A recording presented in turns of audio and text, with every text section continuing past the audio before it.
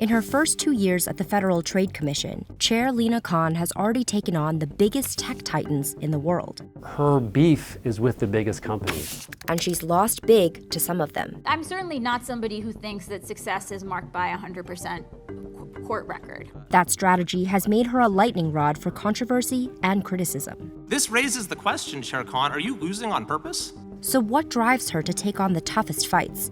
And what happens if she doesn't win? Antitrust lawyers say that this is as aggressive as they've seen the FTC in a very long time. Over the last century, we've seen time and time again that when we have robust antitrust enforcement and robust competition, that really sets us up best to have the strongest, most thriving economy. In 2021, the year Khan was sworn in as chair, the FTC issued 42 letters of investigation over M&A. That's almost twice the amount in 2020 and the highest in more than a decade. When the FTC does investigations, they tie up their own resources and they sort of tie a deal in knots for as long as a year. And investigating more deals can slow down the merger market overall. More important is the chilling effect that they're having on M&A activity in general. Stoller is a friend and former coworker of Khan. They're trying to address activities that are central to coercive behavior in the economy right now by challenging vertical mergers by big companies, dominant infrastructure players. And it's not just the number of mergers the FTC investigates. It's also the type of company the agency is scrutinizing. We are also entirely outgunned, especially when we are up against some of the most formidable and wealthiest and most powerful companies in America. But that hasn't stopped Khan from taking on companies like Meta or Microsoft. Lina's supporters do think that she's bringing the cases that the government was too chicken in the past to bring. But those big shots haven't necessarily panned out. In February, the FTC lost its case to block Meta from acquiring virtual reality company Within. And in early July, a federal judge sided with Microsoft after the agency sued to block its merger with gaming company Activision. The FTC appealed, and the court rejected the agency's request to block the deal in the meantime.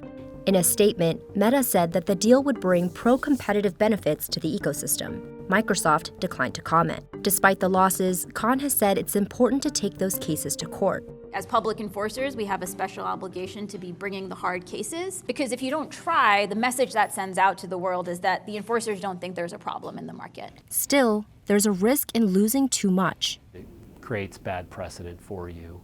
And perhaps even Wall Street and the companies start to kind of tune you out and think it's worth fighting you because you're not winning. Lawyers I've spoken to, they say maybe the FTC should take a step back and think more deeply about the kinds of deals that they want to bring that will make the points that Lina's trying to make. In a statement, the agency said that in the last year and a half, the FTC has had 20 wins, including several mergers that were abandoned following FTC scrutiny. The cases that Khan's FTC has brought are not always straightforward.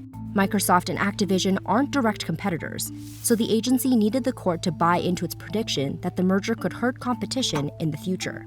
The courts have had mixed responses to that legal theory. Lina says that over the last 30-odd years that the law came to put too much focus on what's called the consumer welfare standard, which is measuring harm from deals or from practices, measuring that in consumer prices or like supply output. Lina sort of disavows that this consumer welfare standard is really the purpose of the antitrust laws. What Lina Khan is doing is to put competition at the center of antitrust policy again, and to say actually it's about this law is about whether you can let people into the market or not to compete. This approach is part of what got Khan to the FTC. The youngest FTC chair in history, she'd already made a name for herself by the time she was appointed. After graduating from college, Khan worked at a think tank, where she looked at corporate consolidation. It became clear pretty quickly that there had been a pretty steady trend of consolidation across the board. And in 2017, she published an article titled Amazon's Antitrust Paradox when she was still in law school. That paper reimagines the thrust of the antitrust laws. She wants to think about antitrust enforcement and competitive harm in a much broader way.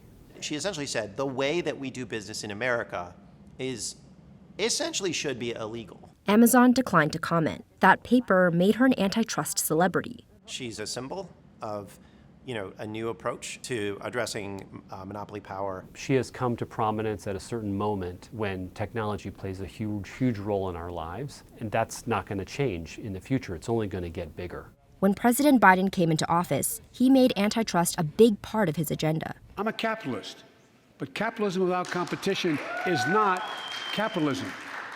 Capitalism without competition is exploitation. When he made her chair, it was an indication of policy. And that was a surprise to me, and I think it was a surprise to a lot of people. President Biden thinks we have a monopoly crisis, and that our monopoly crisis is a serious and core political economy issue that he wants to address and as part of his presidency. But Khan's appointment was met with calls for her to recuse herself from cases involving companies she'd criticized in the past. Facebook is seeking the recusal of FTC Chair Lina Khan. I have to tell you that Amazon's right when they say that they're entitled to impartial commissioners. It's not a surprise that companies are going to throw everything that they have at the wall to see what sticks. She didn't recuse herself from the Meta Within case despite an ethics officer's recommendation, prompting blowback. There was no violation under the ethics laws because I have not a penny in financial stock. Khan is under investigation by 3 Republican-led House committees for her leadership at the FTC. The agency declined to comment. But criticism has come from within the agency, too. Republican Commissioner Christine Wilson resigned in early 2023, accusing Khan of an abuse of power. The commission, which is usually bipartisan, is now solely Democratic. In a February statement, Khan and the other commissioners said that while they often disagreed with Wilson, they respect her devotion to her beliefs. Khan has also faced employee discontent.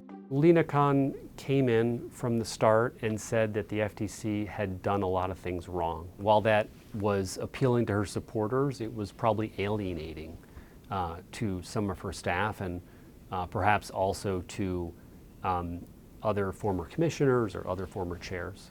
We are fortunate to have consummate professionals, extremely talented staff at the FTC. Of course, we work hard to make sure that the FTC remains a great place to work. But despite criticism and skepticism around her strategy, Khan says she isn't going anywhere. My term goes until through 2024, and I fully intend to continue serving. Including drafting aggressive new guidelines with the Justice Department on how the agency will investigate new mergers.